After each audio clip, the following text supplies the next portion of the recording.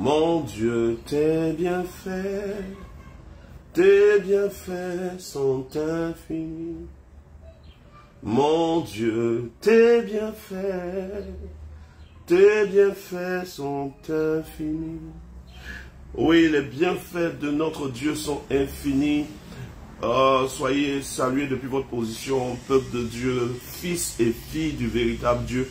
Vous à qui la grâce est donnée par notre Père dans les cieux de comprendre le vrai message.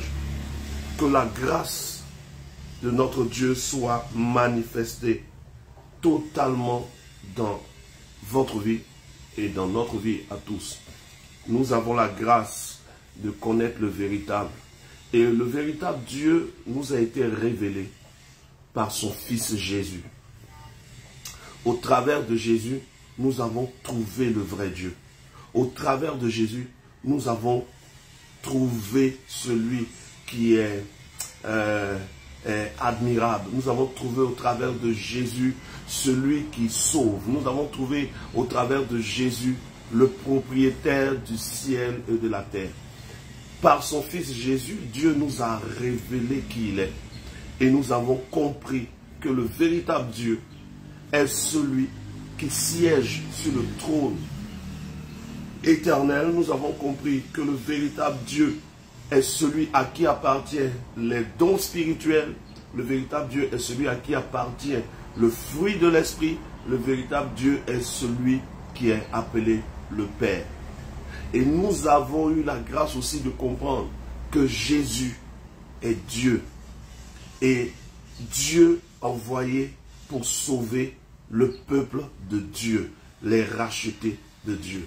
Voilà. Soyez donc depuis votre position salués en ce jour.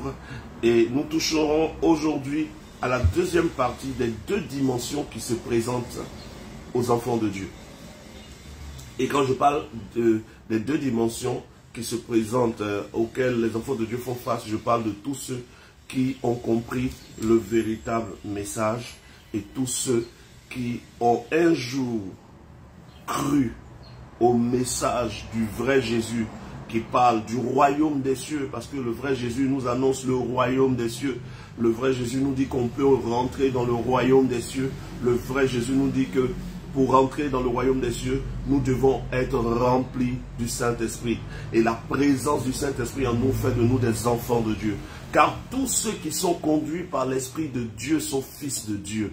Et le message du vrai Jésus nous a introduits dans la grande famille. Dans la grande famille des véritables fils de Dieu.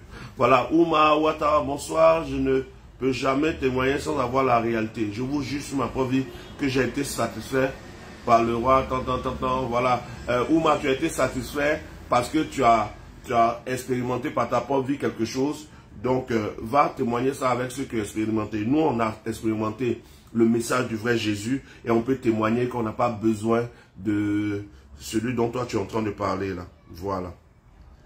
Et donc, pour chacun de vous, il serait bon de commencer à partager les administrateurs, supprimer, retirer. Ouma, il va aller loin avec son grand maître là. Ils vont aller ensemble causer.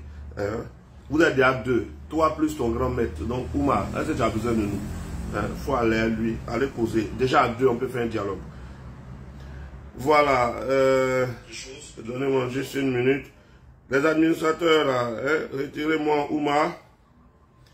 Qu'il aille avec son truc là, ils vont aller causer ensemble. Voilà.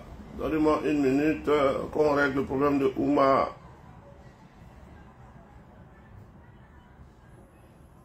Voilà. On va retirer. Et donc, bienvenue à chacun de vous.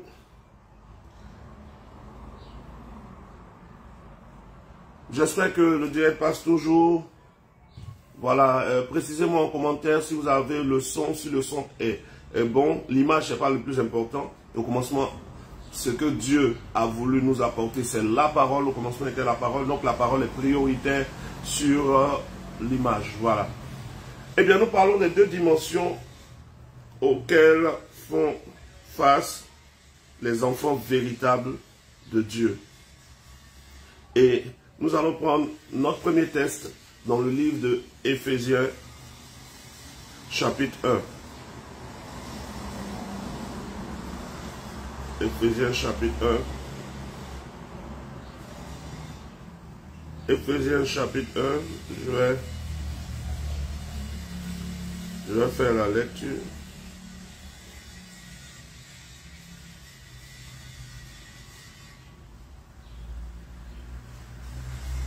J'espère que tu as déjà partagé le temps que je...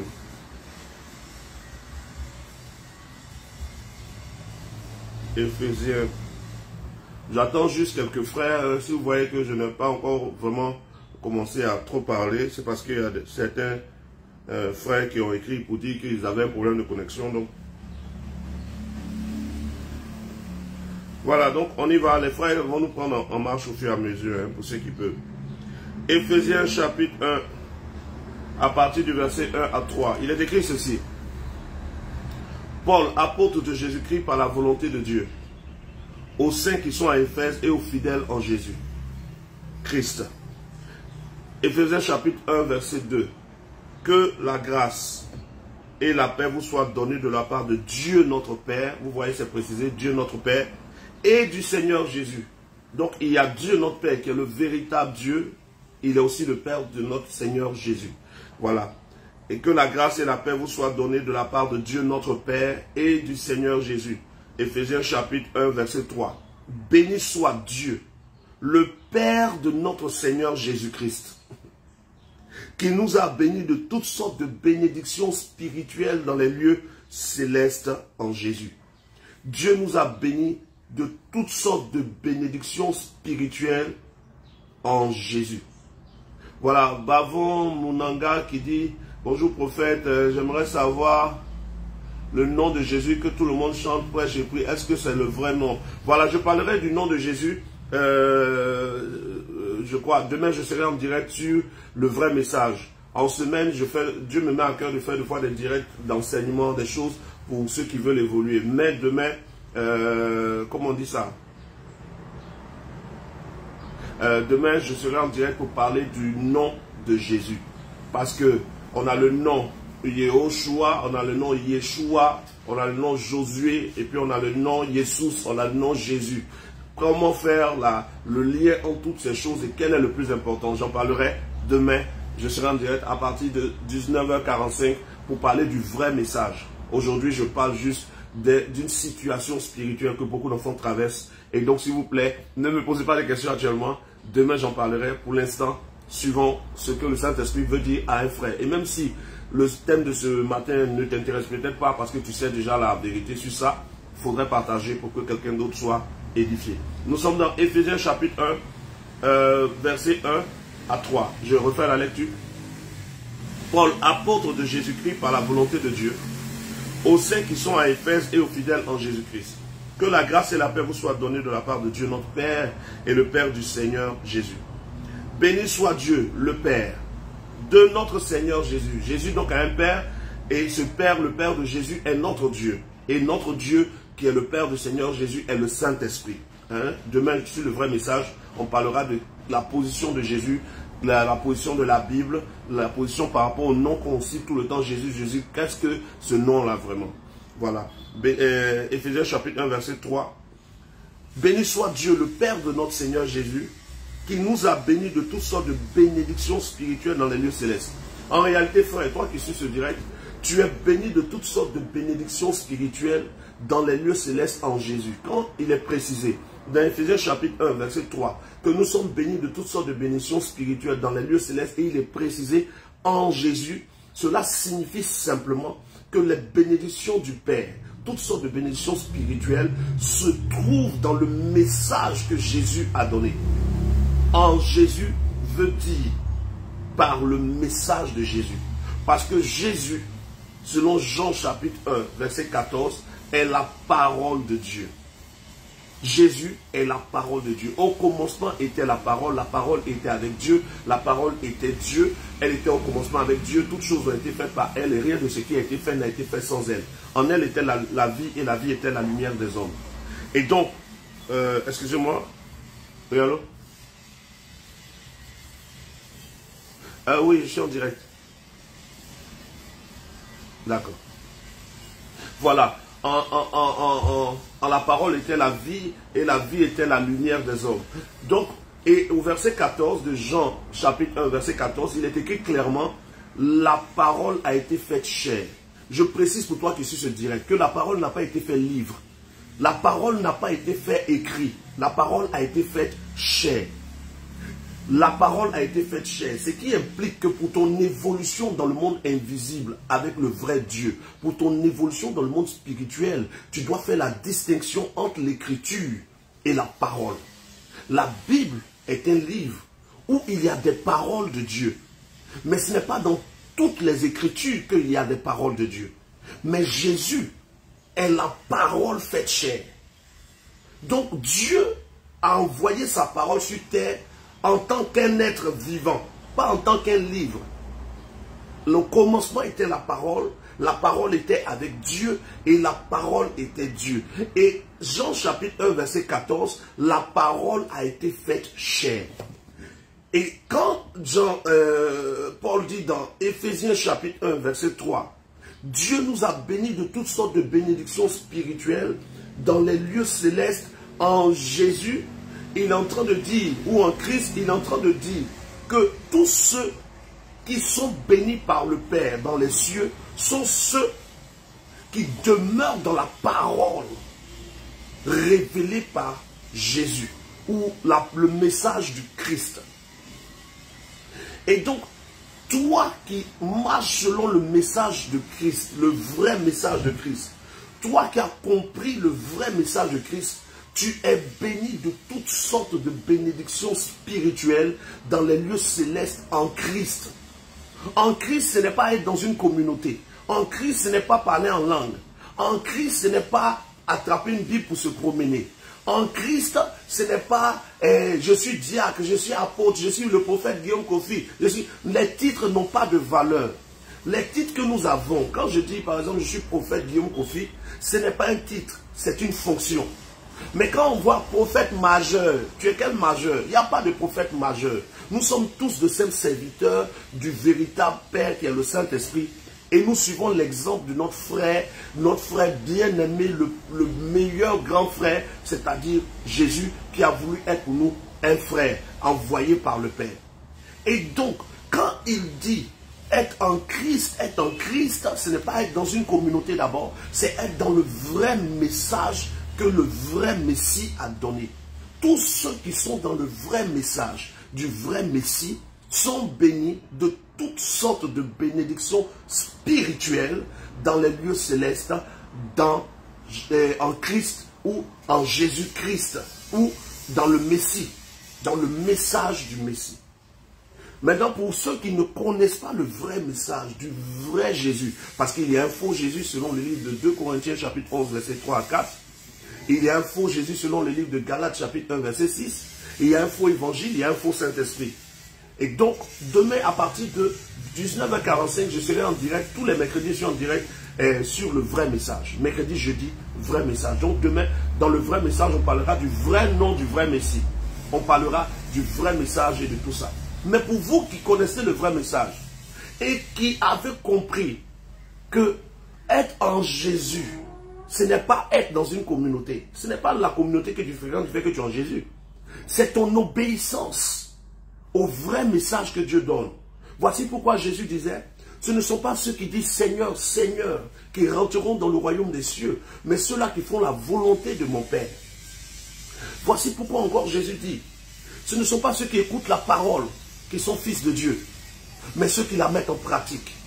Donc il y a un besoin de compréhension qui a été tellement déformé que beaucoup d'enfants de Dieu souffrent aujourd'hui. Beaucoup d'enfants de Dieu avec l'amour, le vrai amour pour le vrai Dieu. Vous aimez Dieu, vous voulez trouver le vrai Dieu, mais malgré cela, vous sentez qu'il y a un vide. Vous sentez qu'il y a des choses qui ne s'accomplissent pas parce que le vrai message a été déformé. Demain, 19h45, je parle du vrai message. Le vrai Jésus face à l'islam, le vrai Jésus face au christianisme d'aujourd'hui. Troisième partie, demain. Maintenant, Dieu nous a bénis, nous qui sommes fidèles, nous qui parlons du vrai message, nous qui obéissons au vrai message, nous sommes bénis de toutes sortes de bénédictions spirituelles dans les lieux célestes en Jésus. Le Père nous a bénis. Éphésiens chapitre 1, verset 3. Mais qu'est-ce qui se passe? Malgré que Dieu nous a bénis de toutes sortes de bénédictions spirituelles dans les lieux célestes, les bénédictions que nous avons reçues dès notre nouvelle naissance, dès que tu t'es repenti, tu as cru au vrai message, tu t'es repenti, tu as pris l'engagement d'abandonner ta vie passée et de te soumettre à la parole de Dieu. Tu es passé par les eaux du baptême, le Saint-Esprit vient prendre le contrôle d'une partie de ta vie. Demain, j'expliquerai bien la plénitude aussi du Saint-Esprit. Il vient prendre une partie de ta vie. Mais quand il vient la prendre, dès que tu t'es repenti, que tu as été baptisé, que tu as décidé d'obéir à la parole libérée par le vrai Messie, tu es en même temps béni de toutes sortes de bénédictions spirituelles dans les lieux célestes en Jésus.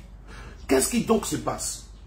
Toutes les bénédictions imaginables, tous les besoins imaginables ont été répondus par le vrai Dieu. Lorsque Jésus était à la croix, il a dit, tout est accompli. Le tout est accompli ici a été mal compris par beaucoup de personnes. Quand Jésus dit tout est accompli, ça veut juste dire tout ce que le Père dans les cieux devait faire pour que tous ses fils qui naîtront sur terre soient élevés a été accompli. Tout est accompli. Quand Jésus dit tout est accompli sur la croix, il est en train de dire tout est fait. Tout ce que le Père devait faire a été fait. La part du Père a été fait. Adeline Joseph a écrit, localise-moi ma santé, tu ne te sens pas bien, reste sur ce direct, quand on sera vers la fin, rappelle-moi ça pour que le Père te localise. Tout est accompli signifie que Dieu a fait toute sa part. Ça ne veut pas dire que l'homme n'a plus de responsabilité. Tout est accompli, ça ne veut pas dire que l'homme n'a plus rien à faire. Tout est accompli veut juste dire Dieu a pris ses responsabilités pour tout mettre en place, pour que toute personne qui veut être sauvée soit sauvée, et que tous ceux qui sont sauvés soient bénis, soient bénis dans tous les domaines de leur vie. Tout est accompli. Le tout est accompli signifie que tout est disponible. Dieu a disposé toutes choses pour que à tous tes besoins, il y ait une réponse. Voici pourquoi l'apôtre Paul dit, mon Dieu pourvoira à tous vos besoins avec grâce selon sa puissance. Donc nous avons un Dieu qui pourvoit à tous les besoins. Nous avons un Dieu qui a tout accompli. Nous avons un Dieu qui a déjà tout vu d'avance parce que notre Dieu est le véritable. Et le véritable est omniscient, c'est-à-dire il sait tout. Et il est omniprésent, c'est-à-dire qu'il peut être partout. Et il est omnipotent, c'est-à-dire qu'il peut tout. Les trois attributs du vrai Dieu. Il peut tout, il sait tout, il est partout. Et qu'est-ce qui donc fait qu'aujourd'hui, dans la vie de chacun de plusieurs, ou de plusieurs d'entre nous, qu'est-ce qui fait qu'il y a un problème? Le problème vient du fait que tout est accompli du côté de Dieu. Toutes les bénédictions sont déjà dans les lieux célestes. Mais beaucoup d'entre nous ratent leur part. Quand Jésus dit tout est accompli, c'est du côté de Dieu. Mais quand il dit tout est accompli, ça ne veut pas dire que du côté de l'homme, il n'y a rien à faire. Du côté de l'homme, il y a des choses à faire. Du côté de Dieu, tout est accompli. Mais de notre côté, rien n'a encore été accompli et nous devons accomplir. Parce que toute l'œuvre de Jésus, de sa naissance jusqu'à sa mort et sa résurrection, a besoin d'une réponse de chacun de nous. Toute l'œuvre de Jésus, ou toute l'œuvre de Dieu par Jésus, a besoin d'une réponse. C'est-à-dire, lorsque Jésus va mourir à la croix, chacun de nous devra répondre par un acte. Lorsque Jésus se fait pauvre, chacun de nous doit répondre par un acte. Lorsque Jésus est blessé, chacun de nous doit répondre par un acte. Tout est accompli, c'est-à-dire que du côté de Dieu, il y a 100% de fait. Maintenant, il va rester le côté de l'homme. Et le côté de l'homme doit répondre jusqu'à 100% pour qu'il y ait 100% du côté des hommes et 100% du côté de Dieu. Tout est accompli, veut dire que du côté du Père, il a pris toutes ses responsabilités. Pourquoi est-ce que j'explique toutes ces choses? Parce que l'ensemble des fils de Dieu dans cette année 2023 et depuis des années traversent des situations parfois incompréhensibles. Dieu te donne une parole, mais pourtant elle ne s'accomplit pas. Tu fais un songe où Dieu te parle clairement, mais le songe ne se réalise pas. Tu reçois une prophétie de ton père spirituel, tu reçois une prophétie de quelqu'un, et la prophétie est claire, tu es convaincu, mais ça ne s'accomplit pas. Et il y a des non-accomplissements dans la vie de beaucoup d'enfants de Dieu. Parfois même tu traverses une situation pendant qu'il est écrit que Dieu pourvoira à tous nos besoins. Mais pourtant la situation est là et le besoin n'est pas répondu. Le besoin n'a pas été comblé. Pourquoi? Pourquoi Dieu peut te parler et tu sais que quand Dieu parle c'est la vérité. Mais le problème est là et toi-même tu sais que le problème qui est là c'est un vrai problème. Donc ta réalité est vraie. Et la vérité que Dieu t'a donnée aussi est vraie. Mais la réalité semble dominer sur la vérité. La réalité, la vérité de la réalité semble dominer sur la vérité de Dieu dans ta vie. Tu te rends compte que tu sais que Dieu t'a parlé. Tu es sûr que Dieu t'a parlé. Mais pourtant, la situation même te parle aussi parce qu'elle est là et elle est vraie. Tu sais que Dieu t'a fait une promesse. Dieu te dit, je suis l'Éternel qui te guérit. Tu as entendu cette phrase. Tu as lu un jour dans la Bible et pendant que tu lisais, le Saint-Esprit a mis une pensée dans ton esprit que ce texte que tu viens de lire s'accomplit dans ta vie. Mais pourtant, après cela, tu te sens encore malade. Tu entends dans ton esprit, tu es en train de prier, tu es en train de prier. Et pendant que tu pries pour le sujet, tu sens dans ton esprit, dans ta pensée clairement que Dieu dit, je suis le Dieu qui t'exauce. Mais 2 mois plus tard, la situation n'a pas changé. Tu es face à 2 réalités. La réalité de ce que tu vis, la réalité de ce que Dieu te dit. Tu es sûr que Dieu ne ment pas. Mais aussi, tu ne peux pas mentir que la réalité est partie. Si on te demande comment ça va, tu vas dire oui, ça va. Mais en réalité, le problème est là. Mais si on te demande est-ce que Dieu t'a parlé, tu dis oui, Dieu m'a parlé. Et c'est vrai, Dieu t'a parlé. C'est vrai que Dieu t'a parlé. C'est vrai aussi que le problème est là. C'est vrai que Dieu est puissant, mais c'est vrai aussi que le problème n'a pas bougé. 2 réalités qui attaquent tous les véritables enfants de Dieu. 2 réalités qui se dressent devant tous les enfants de Dieu. Pourquoi est-ce qu'un enfant de Dieu peut vivre cela? Pour 2 raisons. La première raison, je l'ai donnée au premier direct. Là, je suis à la partie 2. Pour toi qui n'as pas vu la première partie, tu pourras aller sur ma page et tu cherches les 2 dimensions qui s'attaquent aux enfants de Dieu. 1. Ça, c'est le 2. Donc, je ne toucherai pas au 1. Pour toi qui as besoin du 1, n'oublie pas d'aller regarder le premier direct pour avoir le 1. Parce que pour que dans ta vie tout change, tu as besoin du 1 et du 2 que je suis en train de faire. Ça, c'est le 2. Le 1 que tu n'as pas vu, tu peux aller le regarder. Et donc, dans cette deuxième partie, pourquoi on est en face des 2 réalités et pourtant, Dieu réellement est fidèle, mais la situation ne change pas. Dieu nous parle, mais la situation ne change pas. Nous sommes bénis de toutes sortes de bénédictions spirituelles dans les lieux célestes en Jésus, Éphésiens chapitre 1, verset 3. Mais pourtant, nous semblons être maudits de toutes sortes de malédictions physiques sur terre.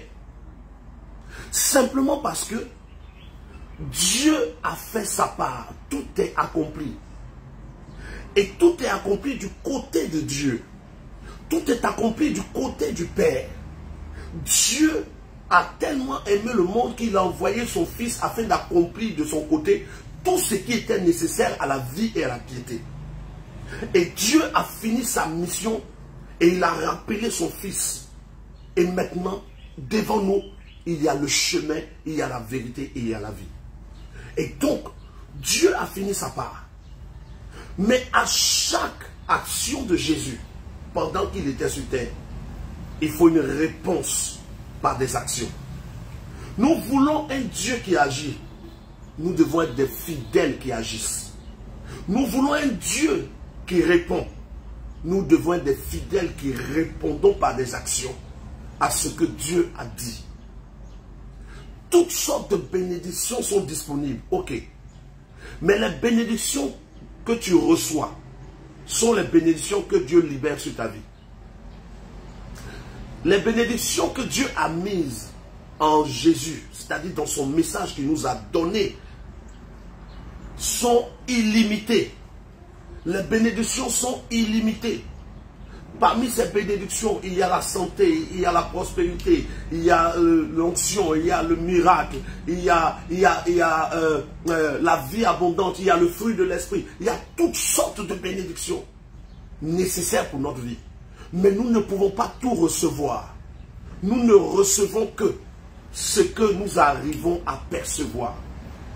C'est-à-dire que tant que Dieu n'a pas dit sur ta vie quelque chose, cette chose ne peut pas prendre le processus pour se matérialiser. Je résume pour ceux qui nous prennent en marche pour que vous ayez le temps de partager. Nous parlons ce matin des deux dimensions auxquelles font face tous les véritables enfants de Dieu. Et nous venons de comprendre que Éphésiens chapitre 1 verset 3 qui dit « Nous sommes bénis de toutes sortes de bénédictions spirituelles dans les lieux célestes en Jésus » signifie simplement que Dieu ne bénit que ceux qui sont dans le vrai message de Jésus, parce que Jésus, selon Jean chapitre 1 verset 14, est la parole de Dieu faite chair. Donc en marchant sur terre, Jésus qui marchait était la parole qui marchait. Et la parole qui marchait a laissé des empreintes qui sont des paroles que nous sommes appelés à mettre en pratique. Et toutes sortes de bénédictions spirituelles se suspendent au-dessus de nos têtes dès l'instant que nous naissons de nouveau. Mais pour que ces bénédictions qui sont dans le ciel au-dessus de nous descendent dans notre réalité, nous avons besoin que Dieu parle sur notre vie. Et Dieu va parler sur ta vie au travers d'un songe. Dieu va parler sur ta vie au travers de ton père spirituel. Dieu va parler sur ta vie au travers d'une vision, au travers de ta lecture de la Bible. Tu peux être en train de lire la Bible et Dieu peut utiliser un passage pour te parler. Tu peux être en train de marcher dans la rue et une pensée te vient et Dieu te parle. Tu peux être à un moment d'adoration et pendant qu'on est en train d'adorer, vous êtes 1000, 10 000, mais Dieu te localise et c'est toi. Tu as une pensée forte et tu es sûr que Dieu t'a parlé. Maintenant que Dieu t'a parlé, pourquoi est-ce que parfois Dieu te parle, les bénédictions sont disponibles et elles ne se matérialisent pas? Simplement parce que à toute action que Jésus a posée pendant sa vie, jusqu'à sa mort sur la croix et sa résurrection et son élévation, chaque enfant de Dieu doit apporter une réponse. Je t'explique en détail. Si tu es malade, si tu manques d'argent, si tu veux vivre une nouveauté de vie, c'est-à-dire naître de nouveau. Si tu veux être riche, chaque chose qui est un besoin dans ta vie a eu son action dans la mission de Jésus, le Christ. Toute la vie de Jésus-Christ a été un ensemble d'actes qui débloquent depuis le ciel ce que nous devons recevoir. Toute la vie de Jésus a été un ensemble d'actes qui débloquent par le Père depuis le ciel tout ce que nous pouvons recevoir. Lorsque donc il nous est dit que Jésus-Christ s'est fait pauvre pour enrichir chacun de nous, il s'est fait pauvre pour que nous soyons riches.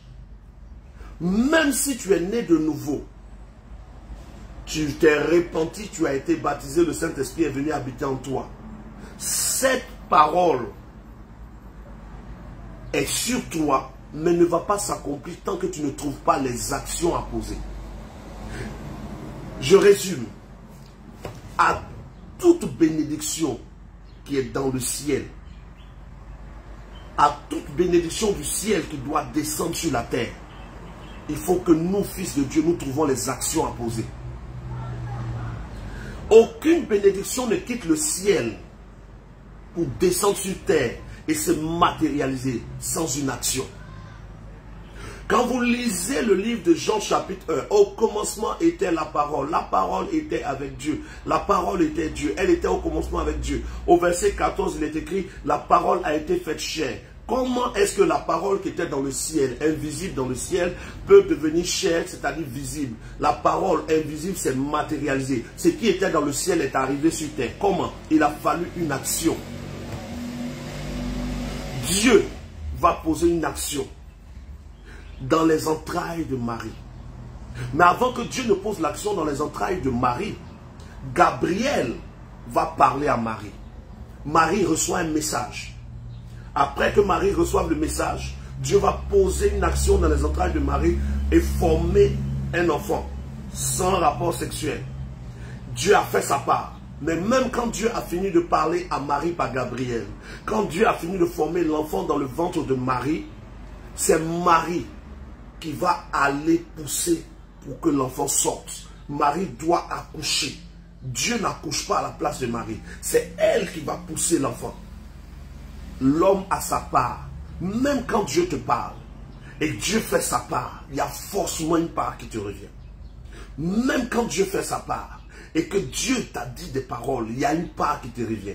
Si la part qui te revient, tu ne la fais pas, tu restes à entendre des prophéties, mais qui ne vont pas se réaliser. Tu vas entendre des paroles, mais qui ne se réaliseront pas. Parce que dans toute parole qui se réalise, il y a une part de Dieu, il y a une part des hommes. Toute parole qui quitte le ciel et qui s'accomplit trouve un cœur sur terre qui est capable de poser des actions. Toute parole qui quitte le ciel et qui arrive sur terre pour s'accomplir a besoin de trouver un cœur d'une personne qui est capable de poser des actions. Voici pourquoi dans le livre d'Ésaïe, chapitre 55, versets 9 à 11, il dit, autant les cieux sont élevés au-dessus de la terre, autant mes pensées sont élevées au-dessus de vos pensées, et mes voix sont élevées au-dessus de vos voix. Comme la pluie ne quitte pas le ciel sans arroser, il en est ainsi de ma parole qui sort de ma bouche. Elle ne retourne pas à moi sans avoir accompli ce pourquoi je l'ai envoyé, sans avoir accompli avec succès ce pourquoi je l'ai envoyé, sans avoir donné de la sémence à celui qui sème et du pain à celui qui a faim. Mais quand la parole quitte le ciel, la parole doit localiser un cœur. Si cette parole trouve un cœur, le cœur, c'est-à-dire la personne que la parole trouve, doit trouver les actions à poser. Si Dieu vous parle, que vous ne trouvez pas les actions à poser pour que ce que Dieu vous a dit s'accomplisse, ce que Dieu vous a dit tarde, ce que Dieu vous a dit, de fois s'annule, de fois ce que Dieu vous a dit ne s'accomplit pas. Quand la parole quitte le ciel, la parole doit trouver un cœur. Et le cœur ou la personne que la parole que Dieu libère trouve, doit être capable de trouver les actions à poser pour que la parole s'accomplisse. Là où Dieu parle et que la personne à qui Dieu a parlé ne trouve pas les actions à poser, la parole ne s'accomplit jamais. Voici pourquoi, quand vous lisez le livre de Matthieu, chapitre 13, vous allez voir clairement la parabole du semeur. Un semeur sorti pour semer. Qu'est-ce que le semeur sème? Il sème la parole. Ésaïe 55, ma parole qui descend elle sort de ma bouche ne retourne pas à moi. Donc le semeur sème la parole.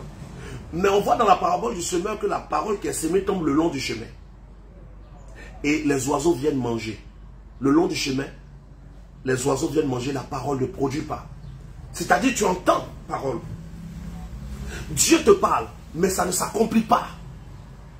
Dieu t'a dit, je vais t'élever, mais ça ne s'accomplit pas. Parce que la parole est tombée le long du chemin. Matthieu chapitre 13. Ensuite, il y a ceux qui, le semeur sème la parole et ça tombe parmi les endroits pierreux. Et la parole commence à pousser, mais ça meurt parce que ça n'a pas de racine. Donc, dans le deuxième cas, tu entends aussi la parole, tu es content, mais tu n'as pas de racine. La parole ne s'accomplit pas. Dans le troisième cas, je suis sur la parabole du semeur, Matthieu chapitre 13.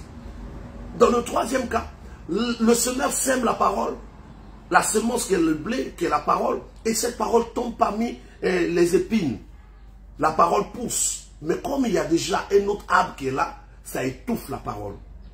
Tu entends la parole. Mais il y a d'autres paroles que tu as écoutées, d'autres messages que tu as écoutés, où on t'a dit que Jésus est le Père, où on t'a dit des trucs que toi-même, quand tu vérifies dans la Bible, tu sais que ce n'est pas vrai, mais comme on t'a dit, tu suis. Et ça vient étouffer la vraie parole, et ça ne produit pas. Et dans le quatrième type, le semeur sème et la semence tombe dans la bonne terre et la semence produit. Il y a donc 4 types de cœurs, 4 types de personnes. Les personnes qui écoutent dans le royaume des cieux, on est 4 types. Et je crois que quand le direct va finir, si Dieu me permet, prochainement mon thème, ce sera les 4 types de personnes dans le royaume des cieux. Le premier type de personnes, c'est ceux qui écoutent la parole, mais ne la comprennent pas. Matthieu chapitre 13. C'est-à-dire que Dieu te dit, je vais t'élever, je te rendrai grand. Dans cette nation, tu seras en haut et non en bas. Tu as fini d'entendre. Mais est-ce que tu as compris ce que Dieu voulait te dire? Beaucoup de personnes reçoivent des prophéties, mais ne les comprennent pas. Beaucoup de personnes reçoivent des prophéties, mais se disent que, comme elles ont entendu, c'est comme ça que ça veut dire. Mais l'Apocalypse, le livre de l'Apocalypse, c'est un livre de prophétie. Mais chaque parole de l'Apocalypse a un sens. Voici pourquoi beaucoup d'entre vous avez reçu des paroles qui ne se sont pas accomplies. Parce que vous avez entendu. Vous avez entendu la voix.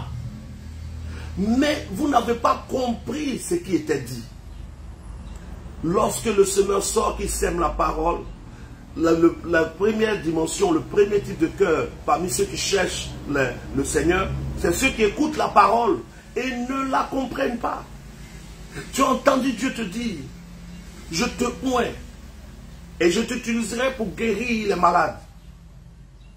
Tu as entendu, mais tu n'as pas compris. Si tu entends la parole de l'Éternel et que tu ne comprends pas, alors les oiseaux qui représentent le diable et son armée viennent enlever la parole. Beaucoup d'entre vous avez reçu des prophéties sur des voyages, des prophéties sur votre ministère, des prophéties sur votre santé, mais ça ne s'est pas accompli parce que vous n'avez pas compris qu'est-ce que l'homme de Dieu voulait vous dire. Vous n'avez pas compris qu'est-ce que Dieu avait voulu vous dire en lisant votre Bible. Vous n'avez pas compris ce que le Saint-Esprit voulait vous communiquer. Quelle est donc la solution quand c'est comme ça?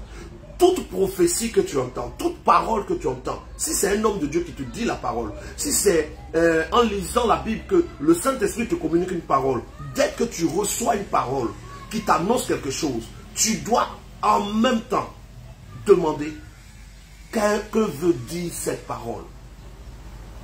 Si c'est un homme de Dieu qui te donne la parole, quand il finit de te donner la prophétie, tu dois lui demander en même temps, homme de Dieu, tu viens de me dire que Dieu va faire telle chose pour moi. Qu'est-ce que ça veut dire clairement? Ça veut dire que je vais avoir tant. Ça veut dire, il doit t'expliquer en détail ce que la prophétie qu'il te donne veut dire. Maintenant, quand on t'explique que tu as compris, la deuxième question à poser quand tu reçois une parole du Seigneur au travers d'un homme, au travers de la Bible, au travers de quelque chose d'autre, si ça vient vraiment de Dieu, tu dois demander ce que ça veut dire en détail. Et deuxièmement, qu'est-ce que je dois faire pour que cette parole s'accomplisse? Que dois-je faire?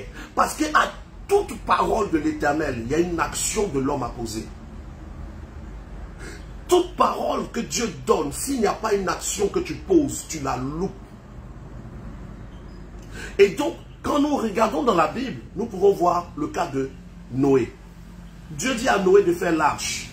Ce n'est pas Dieu qui va faire l'arche, mais c'est Noé qui va faire l'arche.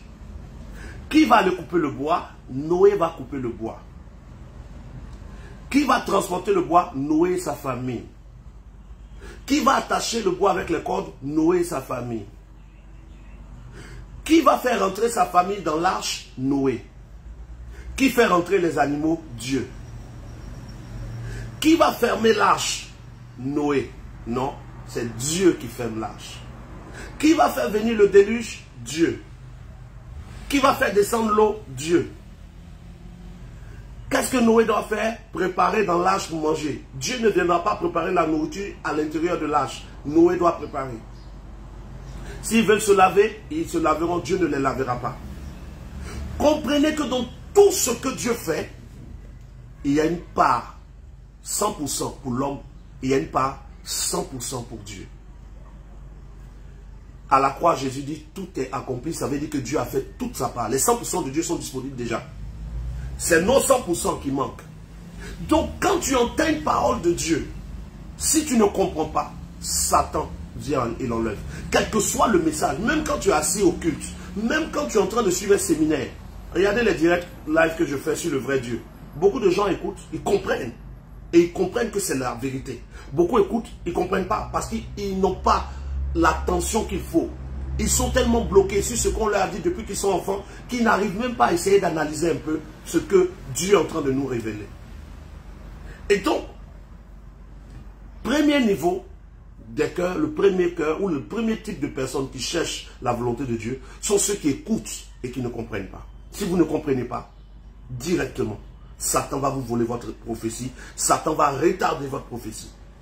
Le deuxième type de cœur sont ceux qui entendent, qui comprennent, mais qui n'ont pas la force pour se battre pour leur propre prophétie. Le semeur sort pour semer et la parole tombe parmi les pierres. Il n'y a pas de racine. C'est quelqu'un qui, quand une petite épreuve arrive net, tu laisses tout tomber. Dieu m'a dit qu'il va me lever. Donc, j'ai demandé à l'homme de Dieu, je vous ai dit les deux questions les plus importantes, qu'est-ce que Dieu veut me dire et qu'est-ce que je dois faire? Donc, l'homme de Dieu t'a dit ce que Dieu veut te dire. Il t'a détaillé ce que Dieu a dit. Tu as compris maintenant. Ensuite, l'homme de Dieu te donne les actions à faire. Tu as compris les actions à faire. Et au moment où tu es en train de faire les actions que l'homme de Dieu t'a données, un problème arrive. L'homme de Dieu t'a dit, tu auras beaucoup de voitures pour faire un parc auto. Et tu achètes ta première voiture. Et tu demandes à l'homme de Dieu, qu'est-ce que je dois faire? Il dit, commence par acheter une première voiture. Dès que tu as acheté la première voiture nette, paf, la première voiture se gâte. En même temps, tu es découragé. Ah, mais Dieu m'avait dit que j'allais avoir beaucoup de voitures. Regarde la première voiture que j'ai achetée, ça s'est gâté, c'est que c'est pas la peine. Et tu tombes les bras et tu perds ta prophétie. Deuxième type de cœur. Quand nous n'avons pas la persévérance dans la parole que Dieu nous donne. Quand Dieu te parle, il faut que tu te détaches de ce que tu vois. Voici pourquoi dans 2 Corinthiens 5, verset 9, il est écrit, nous marchons par la foi et non par la vue. Nous marchons par la foi et non par la vue. Je vous donne, on est dans 2 Corinthiens chapitre 5, verset 7. Nous marchons par la foi et non par la vue. Dès l'instant qu'une prophétie te trouve, que ce soit un homme qui t'a donné la prophétie, que ce soit en songe, que ce soit en vision, que ce soit en lisant la Bible, qu'une parole a été captivante par le Saint-Esprit pour toi, dès l'instant que la parole t'a dit quelque chose, Dieu t'a dit quelque chose, tu ne regardes plus à ce que tu vis. Tu ne marches plus par la vue, tu marches par ce que tu as reçu. La première voiture que tu as reçue comme directive d'acheter est gâtée, tu fléchis les genoux. Tu bénis le Père. Père, je te bénis parce que tu m'as donné une parole me disant que je veux avoir plusieurs véhicules. Et tu m'as donné comme directive d'acheter un premier véhicule. Je l'ai acheté, le véhicule vient de tomber en panne. Mais je ne perds point la promesse. C'est le véhicule qui est en panne. Mais toi qui as donné la promesse, tu as les moyens de m'aider à l'atteindre. Que ton nom soit béni. Voici une attitude pour conserver sa prophétie. L'attitude révèle la foi. Ou l'attitude peut révéler le doute. Quand la première voiture tombe en panne et que tu te décourages, ça montre que tu n'as pas cru en la prophétie.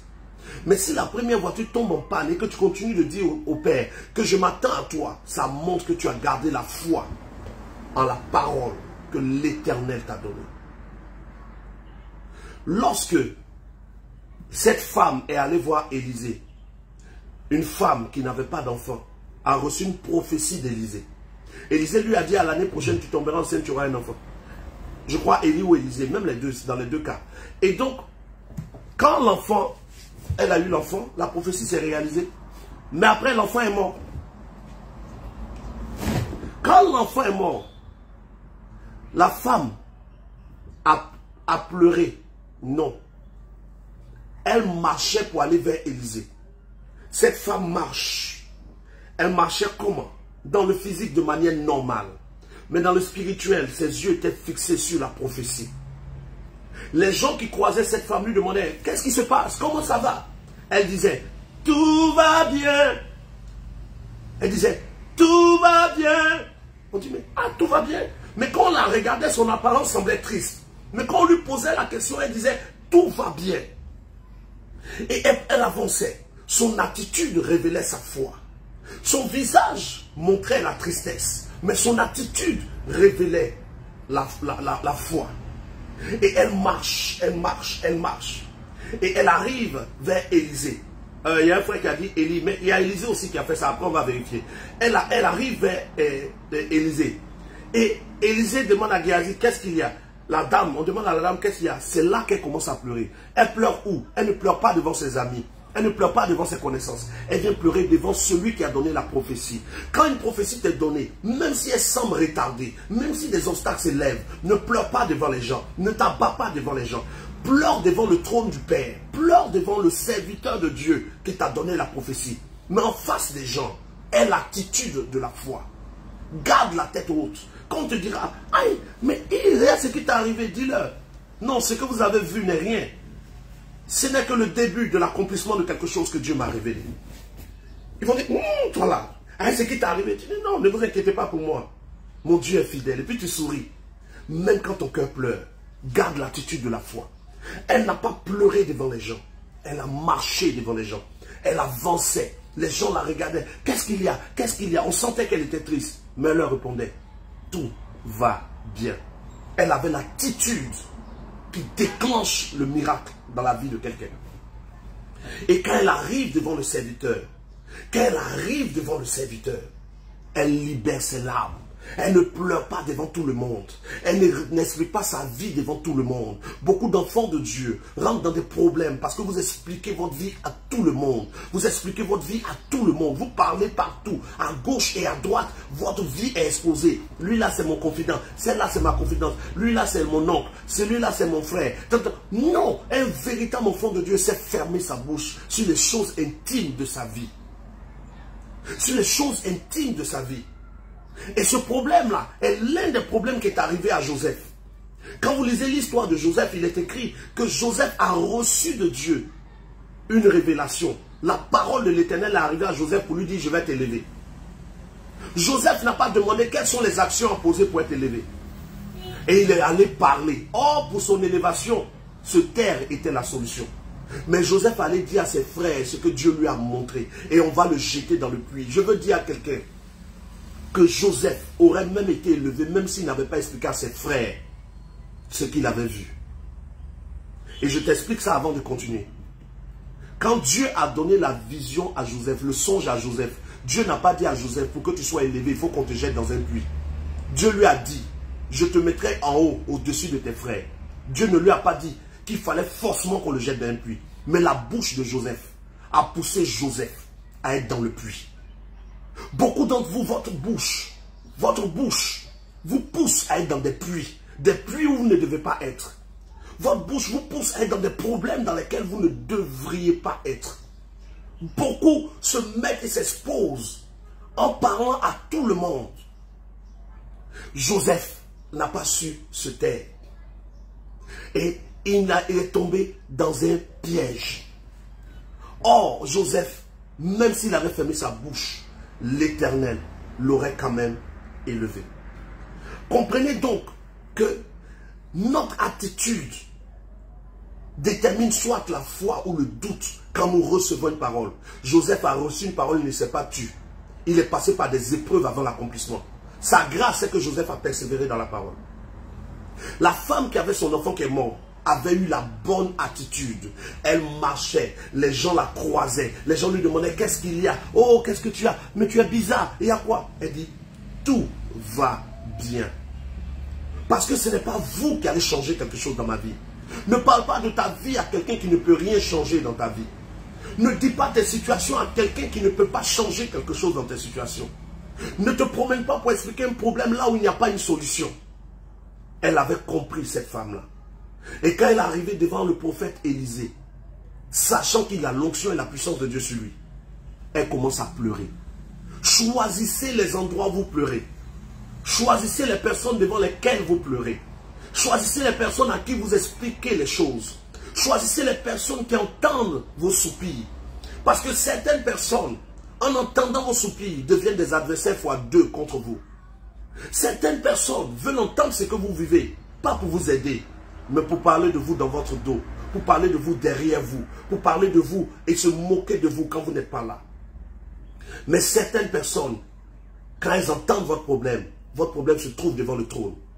Et c'est ce que Anne, la mère de Samuel, avait compris. Anne était moquée par Pénina tous les jours parce que Anne était stérile. Et Pénina enfantait, elle était fertile, elle enfantait. Mais Anne n'enfantait pas. Mais toutes les années, Anne montait au temple. Et ce jour-là, Anne était dans le temple.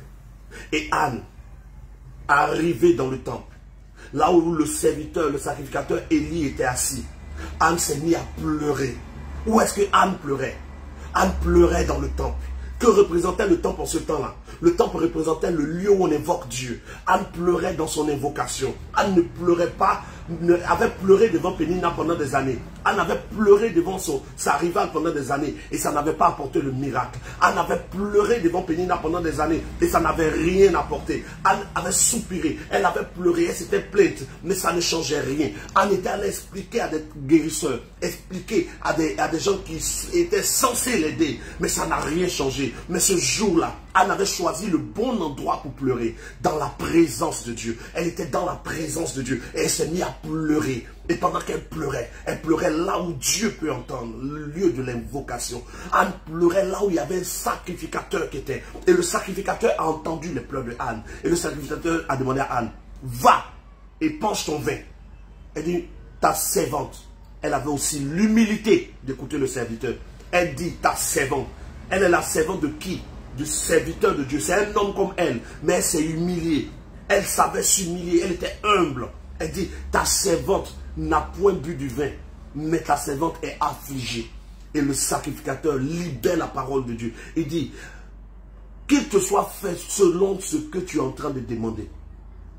Dès que le sacrificateur libère la parole sur Anne, Anne sort du temple. Et il est écrit, son visage n'était plus pareil. Ton attitude révèle ta foi. Ton attitude peut révéler ton doute.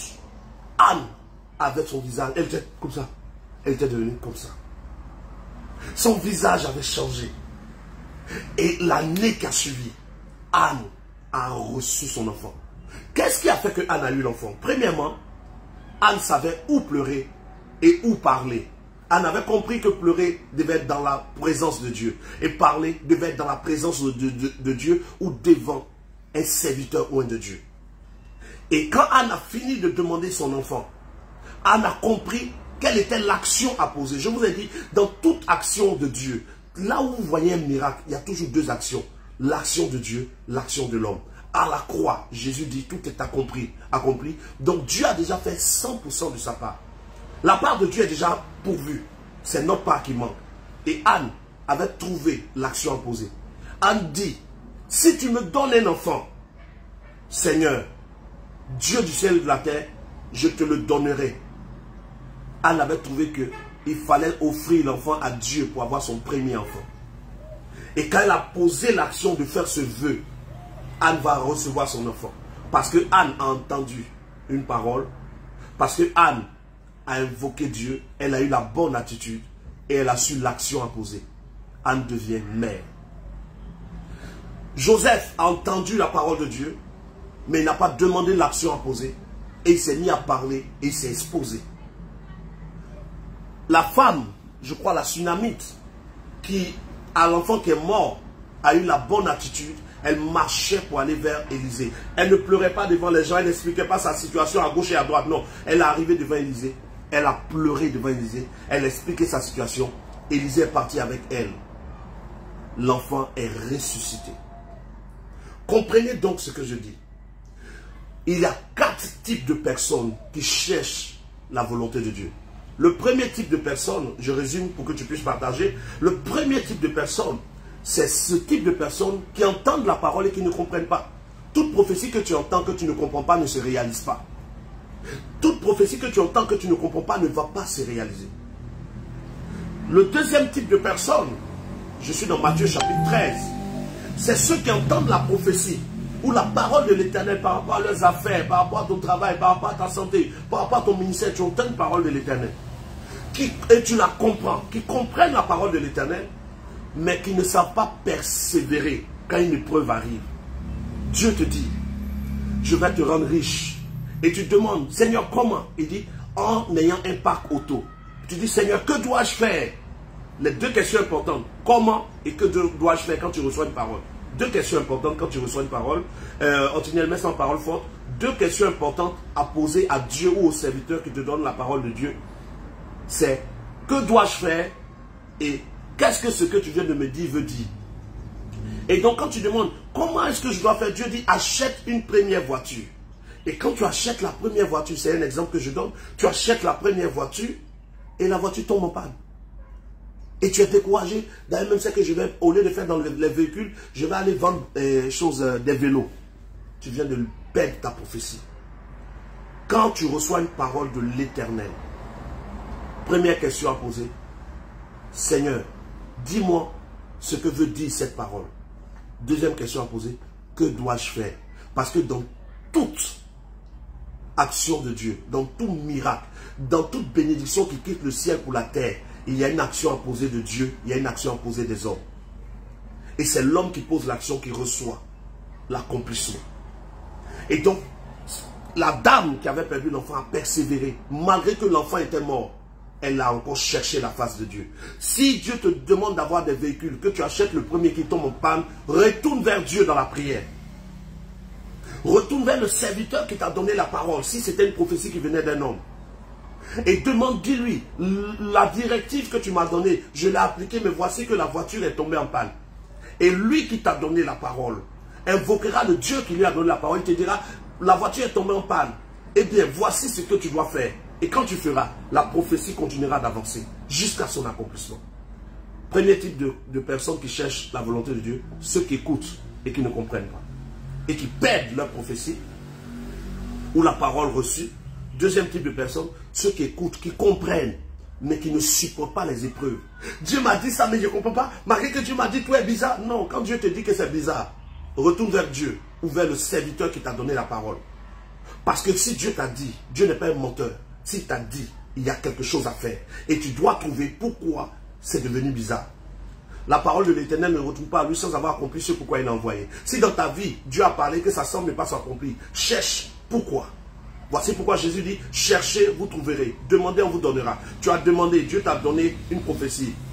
La prophétie semble ne pas s'accomplir. Commence à frapper au trône de Dieu. Commence à jeûner, prier pour demander à Dieu de t'expliquer pourquoi ou qu'est-ce que tu dois faire afin que la prophétie qui avait commencé puisse s'accomplir. Deuxième type de cœur, ceux qui entendent, qui comprennent, mais qui ne persévèrent pas. Troisième type de cœur, des personnes qui cherchent à ce que Éphésiens chapitre 1, verset 3 s'accomplisse. Les personnes qui veulent que les bénédictions spirituelles se matérialisent. Troisième type, c'est ceux qui écoutent la prophétie. Ils comprennent la prophétie. Mais même quand ils entendent la parole, ils ne veulent pas abandonner ce qu'ils savaient avant. Parce que la parole, selon Matthieu chapitre 13, tombe parmi des épines. Il y a déjà une sémence qui était là. La sémence de Dieu vient trouver une sémence qui était déjà là. Une semence qui avait déjà grandi. Beaucoup d'entre vous, il y a en vous déjà une sémence qui étouffe des fois les prophéties que Dieu vous donne. C'est le troisième type de cœur. Beaucoup d'entre vous, il y a déjà une sémence en vous qui étouffe l'accomplissement de ce que Dieu dit. Si la sémence de Dieu est une parole, toute parole peut être une sémence dans ta vie. Quand tu comprends que la sémence de Dieu est une parole, tu peux comprendre que toute parole peut devenir une sémence. Voici pourquoi Jean chapitre 1, verset 1 dit ceci: au commencement était la parole. La parole était avec Dieu, la parole était Dieu. Jean chapitre 1, verset 14, la parole a été faite chair. Donc la parole s'est matérialisée. Mais quelle est la parole qui s'est matérialisée? La parole de Dieu s'est matérialisée. Si au commencement d'un miracle, tu as accepté de prendre la parole de Dieu, la prophétie ou une parole qui vient de Dieu, et que vers la fin tu prends une parole des hommes, c'est la parole des hommes qui va être faite chair. Il faut qu'au commencement ce soit la parole de Dieu et jusqu'à l'accomplissement la parole de Dieu qui compte pour toi. Parce que si une autre semence a déjà grandi en toi, la parole va être étouffée, la parole de Dieu va être étouffée. Beaucoup d'entre vous, vous commencez par la parole de Dieu et après vous mélangez les circonstances. Dieu m'a dit, mais regarde la circonstance. Dieu m'a dit, mais malgré que Dieu m'a dit, mais je ne sais pas, les choses sont bizarres. Mais quand je regarde, nous marchons par la foi et non par la vue. 2 Corinthiens chapitre 5, verset 9. Nous marchons par la foi et non par la vue. Quand nous voulons que les choses s'accomplissent, 2 Corinthiens 5, verset 7, nous devons marcher par la foi et non par la vue. Vous êtes bénis, je vous assure, sur 100% de personnes qui ont cru en le vrai Jésus, qui ont compris que Jésus est le Fils de Dieu et qui ont commencé à invoquer le Père. On est 100% bénis de 100% de toutes sortes de 100% de bénédictions. Mais pourtant, les chrétiens, les véritables fils de Dieu, les disciples du vrai Jésus souffrent. Parce que nous n'avons pas compris comment envoyer dans le physique les choses spirituelles. Nous n'avons pas compris comment matérialiser les bénédictions de Dieu dans notre réalité humaine. Le troisième type de cœur, c'est ceux qui entendent la parole, qui la comprennent. Mais il y a déjà une semence, il y a déjà une semence qui a poussé. Pour toi, peut-être la semence qui a poussé, c'est la douleur de ta maladie. Excusez-moi. Pour toi, peut-être la semence qui a poussé, c'est la douleur de ta maladie. À force de traverser une maladie ou d'avoir un mal, le mal qui est dans ta chair te fatigue tellement que finalement, ta pensée est touchée par ce mal. Et même quand on te dit, quand la parole vient te dire que tu vas guérir, la semence de la parole qui vient t'annoncer ta guérison rencontre déjà la semence de la maladie qui t'a dit que c'est impossible. Des fois, la semence qui est déjà en toi, c'est ce que le médecin t'a dit. Le médecin t'a dit, ce mal-là, on ne guérit pas. Tous ceux qui ont cette maladie ne guérissent pas. Et ça a déjà été semé en toi. Donc quand on vient te dire, tu vas guérir d'un instant à l'autre, en moins de 2 minutes, tu vas guérir. Cette parole vient rencontrer la semence qui était déjà en toi. Et elle annule la semence. Deux fois la semence qui était en toi, excusez-moi, je suis un peu enrhumé. Deux fois la semence qui était en toi, c'est tes échecs. Tu as tellement échoué que même quand une prophétie vient t'annoncer encore la victoire, cette prophétie rencontre la semence qui était en toi. Des fois, la semence qui était en toi, c'est le mensonge des faux serviteurs de Dieu. Les faux prophètes. Des gens qui t'ont donné des prophéties qui ne venaient pas de Dieu. Tu as cru et tu n'as rien vu. Et le jour où tu croises un vrai prophète qui te donne une vraie prophétie, tu te le confonds au faux prophète. Et la semence que Dieu voulait mettre en toi est détruite. À cause des faux prophètes, des faux serviteurs, des ouvriers du ventre, de ceux-là qui croient que servir Dieu est un moyen de vivre. Si je ne travaille pas, Dieu m'appelle à son... Dieu m'appelle à le servir pour que je puisse vivre. Je veux dire en passant à quelqu'un, si tu reçois l'appel de Dieu à le servir, et que tu crois que c'est parce que Dieu t'appelle à le servir que tu n'arrives pas à trouver du travail, tu seras un faux serviteur. Tout vrai serviteur de Dieu doit commencer à servir Dieu après avoir travaillé de ses propres mains. Tout vrai serviteur de Dieu doit, avant de travailler pour Dieu, avoir appris à travailler de ses propres mains. Pendant que vous me voyez en train de faire ce direct, j'ai travaillé pendant plus de 8, 9 ans, 10 ans. Et jusqu'à actuellement, je travaille. Je suis directeur d'entreprise. J'ai plusieurs entreprises.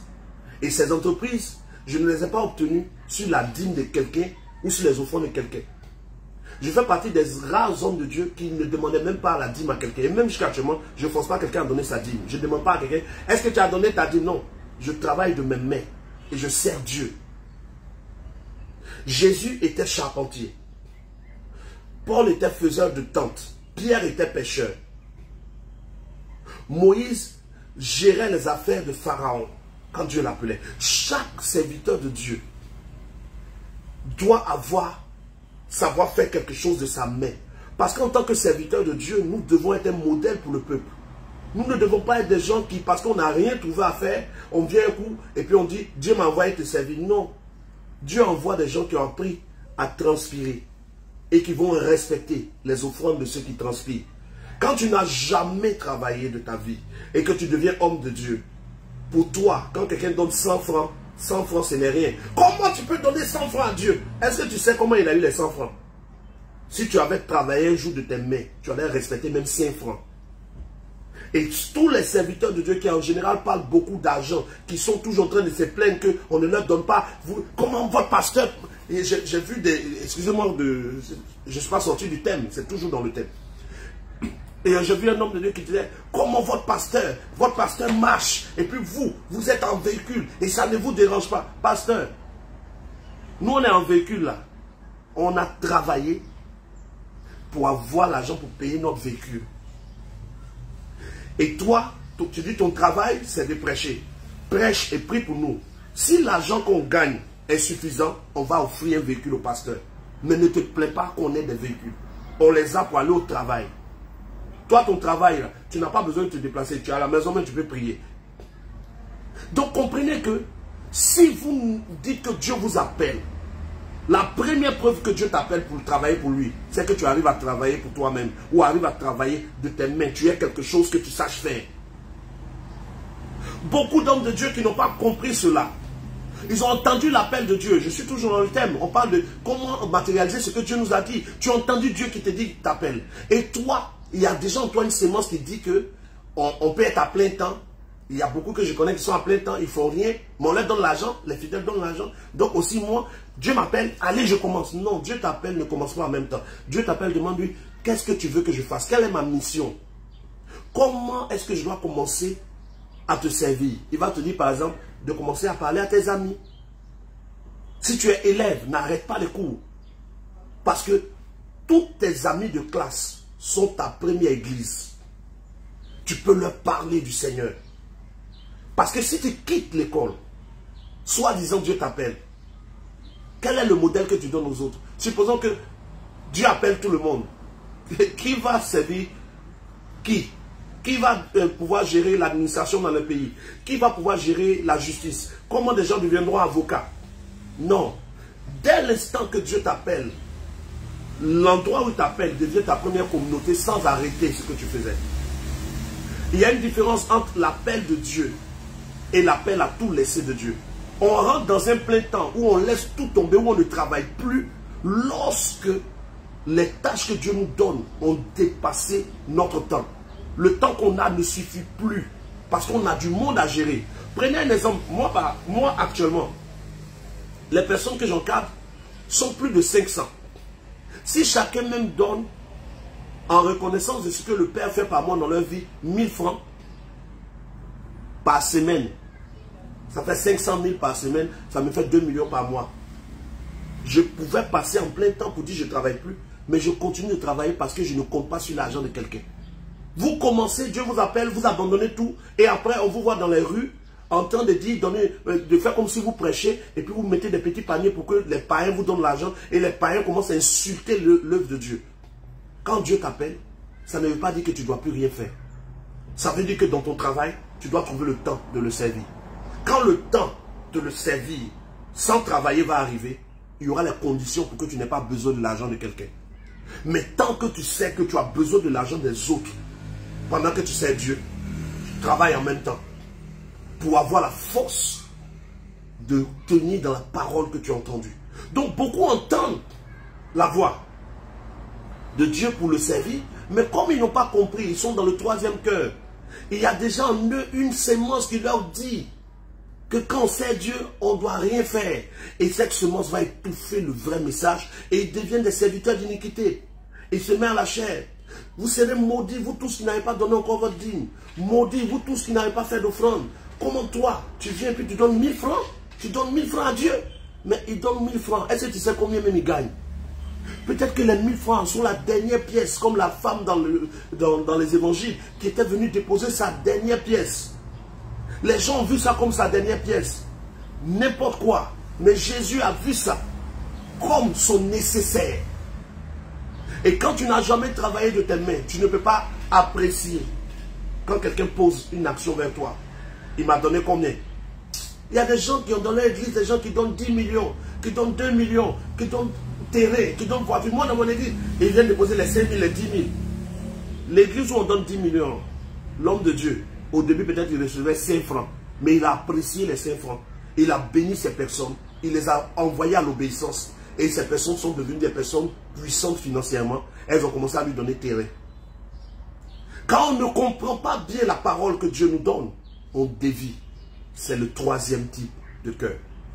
Et le 4e type de cœur, c'est ceux qui comprennent la parole, qui savent ce qu'ils doivent faire, et qui, même quand il y a les épreuves, ils persévèrent, et ils ne marchent pas selon leur raisonnement ou selon une autre semence. Cela voit totalement la main de Dieu. J'aimerais terminer en disant ceci à quelqu'un. Il y a forcément une parole de Dieu que tu as entendue un jour qui ne s'est pas accomplie.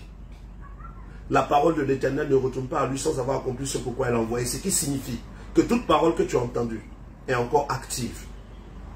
Je crois que quelqu'un peut dire amen à cela. Toute parole que tu as entendue de Dieu est encore active. Ésaïe chapitre 55, verset 9 à 11, il dit, il en est ainsi de la parole qui sort de ma bouche. Elle ne retourne pas à moi sans avoir accompli ce pourquoi je l'ai envoyée. Si Dieu a donné une parole pour toi, elle est encore disponible. Tant que tu es vivant, la parole n'est pas encore annulée. Elle peut avoir été retardée, mais elle n'est pas annulée. Tu es capable de la réactiver. Cette semaine, si tu le peux, rentre dans la présence de Dieu. Si le serviteur qui t'a donné la prophétie est encore disponible, demande-lui, la prophétie que tu m'as donnée, quelles étaient les actions à poser? Quelles sont les actions que je devais faire? Si ce n'est pas un homme qui t'a donné la prophétie, rentre dans le jeûne et la prière, parle au Père qui t'a donné la prophétie. Père, quelles sont les actions que je dois poser à la prophétie que tu m'avais donnée? Je me répands, je viens devant toi. Je reconnais que je n'ai pas cherché à mettre en pratique. Je reconnais que j'ai négligé. Je reconnais que je me suis découragé. Mais je viens devant toi maintenant pour que tu me fasses grâce de réactiver la prophétie, la parole que tu m'as donnée. Et au moment où tu vas prier comme ça, si Dieu ne t'a pas répondu le premier jour, continue le deuxième. Si tu n'as pas répondu, continue. Persévère en lui demandant de réactiver les prophéties. Toute cette semaine, prends cette prière comme un sujet important. Certains d'entre vous feront des songes. Dieu se révélera à certains en vision. Certains auront leur réponse pendant le culte ou la réunion avec les frères. Certains auront la réponse sur les direct live que je fais. Demain, je suis en direct live pour parler du vrai message et du vrai Dieu. Demain, à partir de 19h45. Mais quoi que Dieu va utiliser comme moyen, Dieu reviendra vers toi et permettra que les prophéties soient réactivées. Pour toi qui entendras de nouvelles prophéties, quand tu entends une parole qui t'annonce une bénédiction, pose toujours la question, que veut dire cette parole? La deuxième question, que dois-je faire pour que cette parole s'accomplisse? Quand tu as les deux, ton attitude maintenant va déterminer ta foi, ou ton attitude peut déterminer ton doute. L'attitude de la foi, c'est que même quand la prophétie semble être attaquée, toi, tu continues de la confesser. Même quand la prophétie semble être attaquée, tu continues de poser les actions qu'on t'a demandées. Et si tu ne comprends pas quelque chose dans la prophétie, tu te tournes vers le serviteur ou vers Dieu qui t'avait parlé, afin que tu vois venir dans ta réalité les bénédictions qu'on t'a déclarées dans le monde spirituel. Afin que la réalité de Dieu vienne annuler la réalité de tes circonstances. Amen. J'ai reçu du Père d'aider quelqu'un. Et je crois le faire, si Dieu me fait grâce, soit ce soir, soit demain. Mais j'aimerais que Dieu me fasse grâce pour que ce soit ce soir. Si ce n'est pas ce soir, ça sera peut-être vendredi. Parce que demain, je serai en direct pour parler du vrai message et répondre aux questions que plusieurs ont posées. Mais quand je dis Dieu me met à cœur de poser une action qui va donner de la grâce à certains d'entre vous, c'est que j'ai à cœur d'opérer dans le domaine du miracle et de la guérison pour quelqu'un. Mais je ne peux pas le faire là maintenant, parce que là je viens de finir ce message et je vais arrêter. Je suis en train de voir si ce soir on pourrait avoir un direct spécial, la grâce de la guérison, pour que ceux qui sont malades, quel que soit le pays où vous êtes, vous puissiez venir sur le direct et en direct live, que chacun de vous constate le miracle. Je précise à ceux qui me suivent maintenant, pour vous qui ne me connaissiez pas avant, je suis le prophète Guillaume Kofi. Je crois au message de Jésus, je crois au Saint-Esprit, je crois en Dieu le Père. Mais je dis ceci, Dieu le Père, c'est le Saint-Esprit. Et demain, pour ceux qui n'ont jamais vu mes explications, vous pourrez bien le voir. Et je crois que Jésus est le Fils de Dieu, venu nous révéler le Père. Voilà. Et je fais partie des hommes de Dieu qui croient que être homme de Dieu ne nous empêche pas de travailler. Je travaille. J'ai mes activités. Et je libère la parole que le Seigneur me donne pour son peuple. J'opère dans le domaine de l'enseignement, de la révélation, de la connaissance, de l'intimité avec le Saint-Esprit. Et dans le domaine du miracle, de la guérison et des prodiges. Vous pouvez aller sur ma page, regarder les vidéos de guérison, de miracle, c'est instantané. Je ne le dis pas pour qu'on se dise, waouh, Dieu l'utilise. Non, je le dis pour que quelqu'un qui est malade ait la foi que dans le direct live qu'on va faire, la guérison est déjà disponible. Rendez-vous ce soir à partir de 19h30. Tu es malade. Tu traverses une situation bizarre. Quand tu dors, tu vois des choses bizarres. Tu as des situations que tu ne comprends pas. Je serai en direct ce soir à partir de 19h30. Le thème de ce direct, le but de ce direct, c'est j'ai reçu l'ordre d'invoquer Dieu pour toi. J'ai reçu l'ordre d'invoquer Dieu pour toi. Quel que soit le niveau de ta maladie et ce qu'on t'a dit au sujet de cette maladie ou de cette situation, c'est une épine dans ta vie. Ce soir, laisse la semence du semeur prendre le dessus sur la sémence de la maladie qui avait été implantée en toi. La créa sera faite sur ma page dans moins de 15 minutes. Vous allez voir sur ma page direct de guérison. Thème, j'ai reçu l'ordre d'invoquer le Père pour toi. Quand tu verras la créa, s'il te plaît, comme un véritable enfant de Dieu, partage la créa pour que tous ceux qui sont malades, même les musulmans, qui ne croient pas en notre Jésus et qui ne croient pas en notre Père dans les cieux, puissent venir sur le direct et constater qu'en un instant, au travers de juste un direct, des gens en direct live se lèvent et courent. Des paralytiques marchent, des sourds entendent. Sur ce direct qu'il y aura tout à l'heure, tu auras l'occasion de constater que mon Dieu est réel. Rendez-vous ce soir, 19h30, pour ceux qui le peuvent. Si tu ne peux pas, tu pourras regarder en différé. Maintenant, quand tu vas partager, informe tes amis et nous aurons ce direct de prière. La créa est en train d'être faite. S'il vous plaît, ne manquez pas. Et n'oublie pas de prier cette semaine pour dire au Père, réactive les prophéties que tu m'avais données. Je reconnais que je n'ai pas suivi ce que tu m'avais dit. Fais-moi grâce, fais-moi grâce. Voilà, j'aimerais demander à la dame qui, dès le début du direct, a dit qu'elle était malade, si elle peut écrire maintenant pour confirmer. Si elle peut m'écrire maintenant au plus 225. Je précise que le numéro WhatsApp que je suis en train de donner est le numéro WhatsApp où vous devez envoyer les questions. Si vous avez des questions, vous pouvez l'envoyer sur ce numéro WhatsApp. C'est géré par mon secrétariat, mais ils me transmettent tous les messages. Plus 225 05 05 22 59 93. Plus 225 05 05 22 59 85. 93, hein, c'est ça. Plus 225 05 05 22 59 93. Voilà, le direct aura lieu à 19h30 heure de Côte d'Ivoire. Parce que actuellement je suis sur la Côte d'Ivoire. Normalement je serai sur la France en décembre. Je devais être en Angleterre en octobre. Mais avec la campagne que Dieu m'a donné de faire actuellement pour rétablir la gloire du Père, je ne peux pas me permettre de voyager actuellement. Mais en décembre je serai sur la France. Voilà. Plus 225 05 05 22 59 93. 19h30 heure de Côte d'Ivoire. Mais j'aimerais déjà opérer pour cette dame. Quand je dis j'aimerais opérer, ne soyez pas choqués.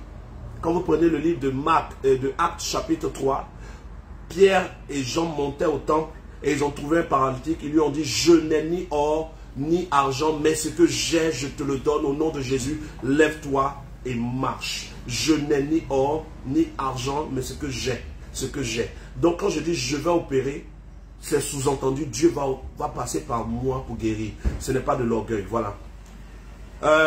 Djebo, Joyce, Marie, on dit, je t'attends papa. Oui, je serai sur la France normalement en décembre. Si ce n'est pas en décembre, au plus tôt, ça sera novembre ou décembre. J'étais sur la France, je pense, en 2018, 2019. Voilà, pendant 2 ans, j'étais sur la France. Voilà, mais à partir de 2019, quand l'année 2019 devait finir, Dieu m'avait révélé que 2020 serait une année de grands problèmes. La terre allait être dans de grandes situations. Donc, en octobre, octobre 2019, j'ai donné la prophétie sur ce qui allait se passer en 2020 et je n'ai plus voyagé. Je suis resté pour m'occuper de l'œuvre de mon père parce qu'il me demandait d'être sur la Côte d'Ivoire. Mais là, normalement, en novembre, je serai sur la France, je crois pour 1 mois ou 2 mois. Si je vais en novembre, je vais venir en décembre, je vais faire 1 mois et demi. Si je vais en décembre, il y a un autre cas. Il y a Betty Gomi qui dit, à quelle enfance Betty Gomi? Ah, je t'attends aussi, super. Voilà. La grâce de Dieu sur vous. Déborah Marie Gouba, oui, maman Marie. Sois bénie, maman Déborah.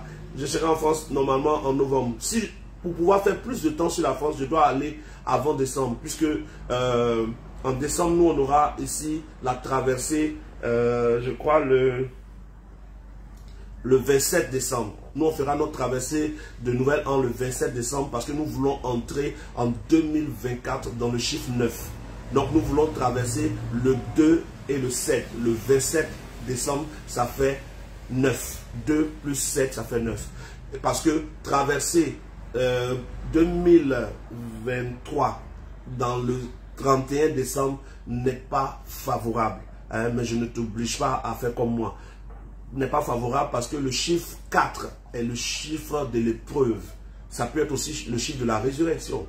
Mais c'est le chiffre surtout de l'épreuve. Voilà, 44 et sous.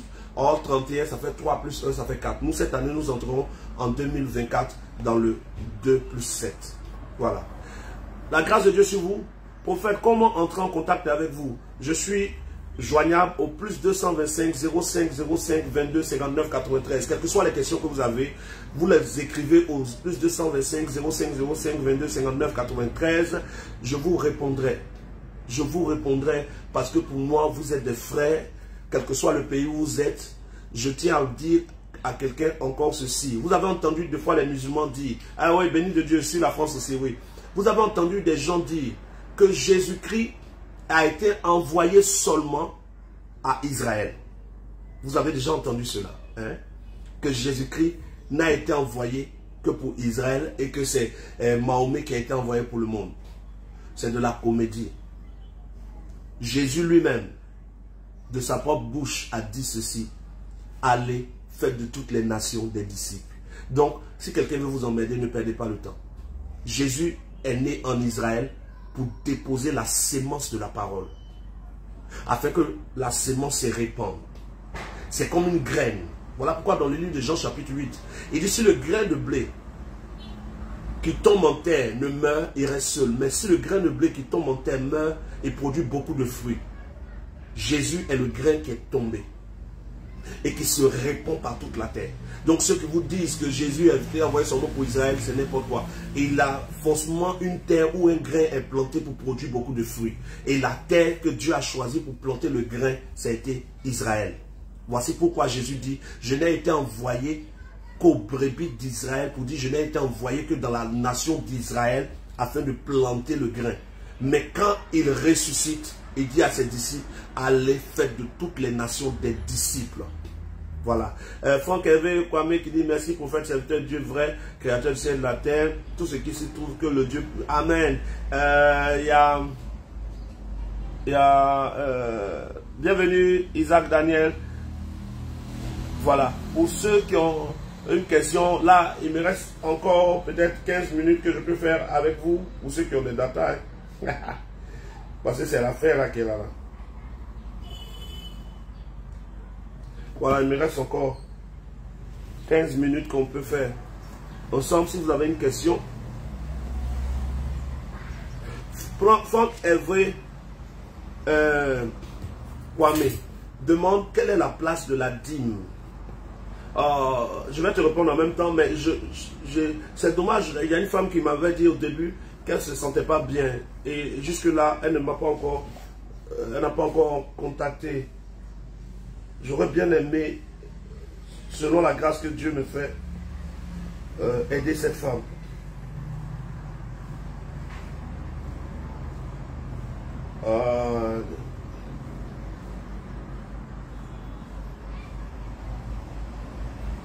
Pas grave, hein. Qu'elle puisse me joindre plus tard. Voilà.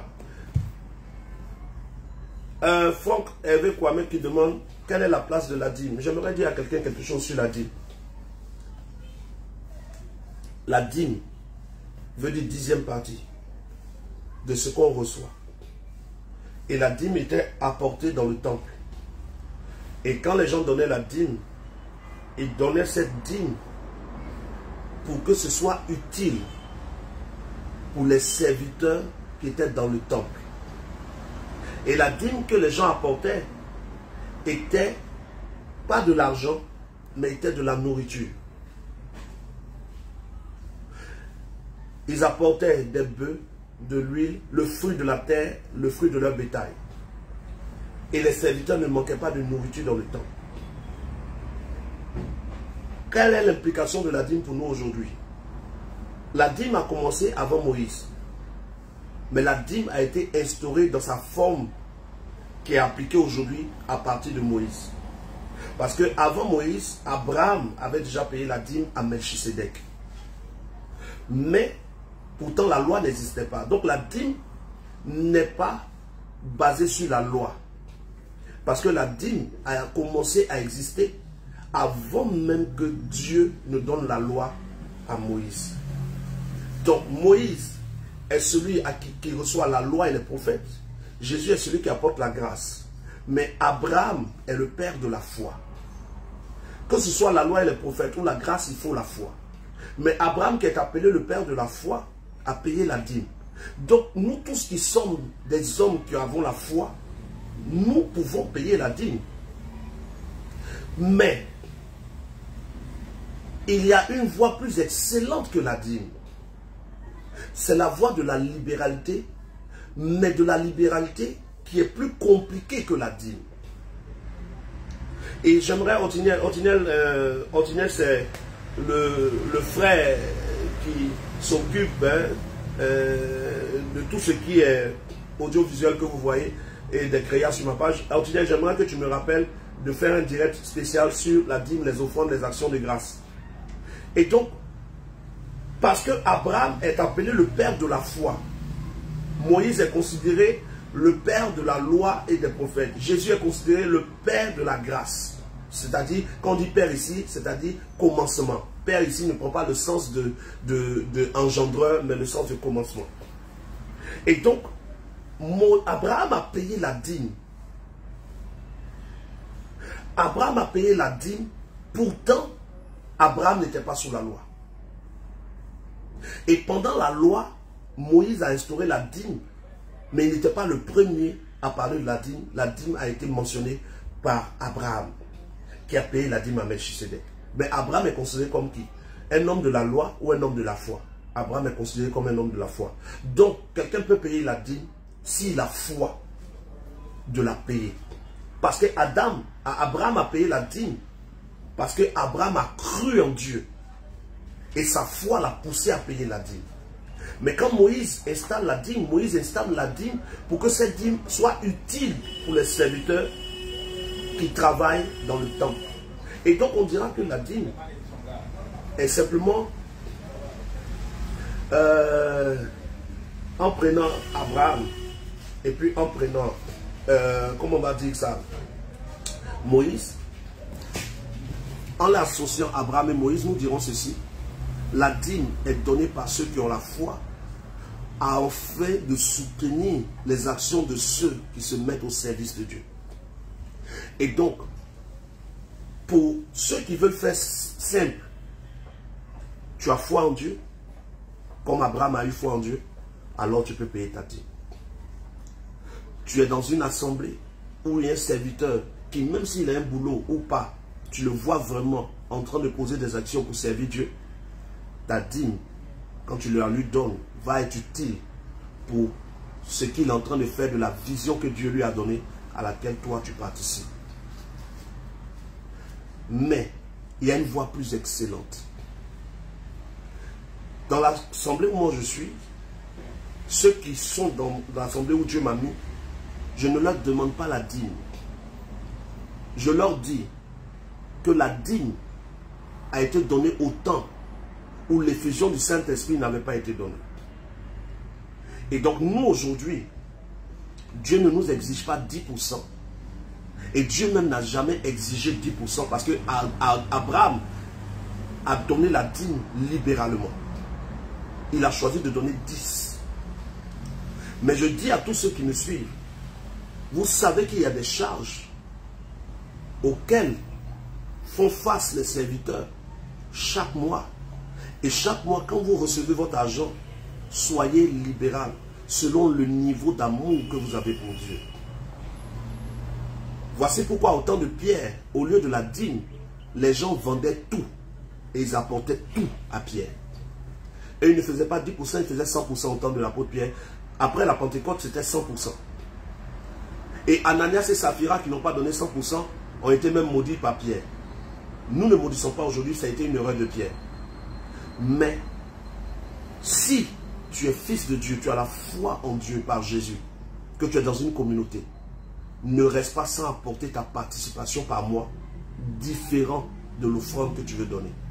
Chaque mois, mets de côté quelque chose pour soutenir le courant, l'eau et tout ce qui entre en compte pour que l'œuvre de Dieu avance. C'est une ordonnance du Seigneur.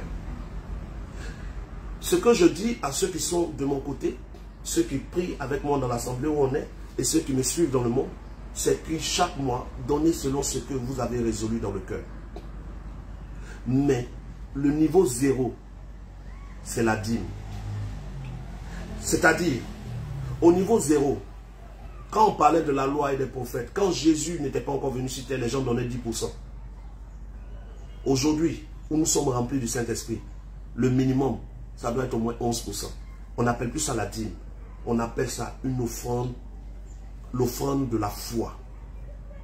Chaque mois, retirez de ce que vous gagnez au moins 10,001, que ça dépasse au moins la dîme, pour que Dieu voit que vous n'êtes ni sous Abraham, ni sous Moïse, mais vous êtes sous Christ. Et sous Christ, la libéralité étant proclamée, vous aimez tellement Dieu que vous avez dépassé ce que les gens sous la loi donnaient. Beaucoup disent, on ne donne plus la dîme parce qu'on n'est plus sous la loi. Mais même si on voulait enlever la dîme de la loi, on devait donner plus que 10% parce que la grâce est supérieure à la loi. Sous la loi, on donnait 10%, mais la grâce est supérieure. La gloire de la deuxième maison qui parle de la grâce est supérieure à la gloire de la première maison. Donc si la première maison appelée la loi, on donnait 10%, la grâce, on doit aller au-delà. Vous voulez annuler la dîme parce que c'est la loi, alors incitez vos fidèles à aller à plus de 10%. Et si le fidèle ne peut pas aller à plus de 10%, si le fidèle ne peut même pas faire 10%, que le fidèle au moins fasse ce qu'il a résolu dans son cœur. Voici la réponse que je peux te donner aussi rapidement que je peux à cause du temps. Voilà. Je vous aime vraiment. Merci. Je prie le Saint-Esprit, celui qui a posé la question. Merci pour la réponse. C'est une réponse sage. Je suis heureux. Amen. Donc tu es libre de donner ta dîme. Et si tu ne donnes pas ta dîme, tu n'as pas péché. Ce n'est pas un péché de ne pas donner sa dîme, mais c'est une preuve. Ce n'est pas un péché de ne pas soutenir l'œuvre où tu es, mais c'est une preuve que tu aimes l'argent que Dieu. Ne vous y trompez pas, a dit Jésus. On ne peut pas aimer 2 maîtres à la fois. On ne peut pas aimer Dieu et maman. Jésus l'a dit. Là où est ton trésor, là sera ton cœur. Si ton trésor est en Dieu, chaque mois tu vas soutenir l'œuvre de Dieu. Parce que dans les assemblées où on est aujourd'hui, on paye tout. L'eau, le courant, le terrain, le tout. Donc participer à l'œuvre de Dieu montre que tu aimes Dieu que maman, que tu aimes Dieu que l'argent. Voilà. Glorieuse Didi dit, nous sommes extrêmement bénis de vous avoir comme Père. Amen, amen, amen. Je suis heureux de vous avoir aussi comme frère. Sosten, Léonard, merci prophète, merci beaucoup prophète, tu m'as bien éclairé sur la dîme. Voilà. Si vous n'avez pas, s'il arrivait moi, par exemple, moi, il est arrivé, ceux qui suivent, il y a plein de personnes qui sont sur ma page, plus de 40 000 personnes, et parmi les 40 000 personnes, j'ai plus de 500 fidèles dedans. Mais, fidèle au Seigneur, que Dieu m'a établi, quoi. Voilà, je ne sais pas si tu comprends pas, quand on dit j'ai plus de 500 fidèles, des gens vont dire, c'est pas vos fidèles, c'est ça les fidèles du Seigneur. Les gens aiment sauter sur les mots. Mais, il y a des mots, certains sont venus me voir pour dire, chez moi, j'ai eu des situations qui font que je n'ai pas pu donner ma dîme. Ou je n'ai pas pu donner ce que j'ai résolu dans mon cœur. Ça ne gêne pas. Parle au Père. Dieu sait que tu n'as pas pu. Nous prions pour toi pour que tu puisses le faire le mois prochain. Ce n'est pas un jugement quand tu n'as pas pu réellement. Mais quand tu peux sans avoir fait, ça montre que tu aimes l'argent que Dieu. Voilà. Prochaine question, il me reste 5 minutes.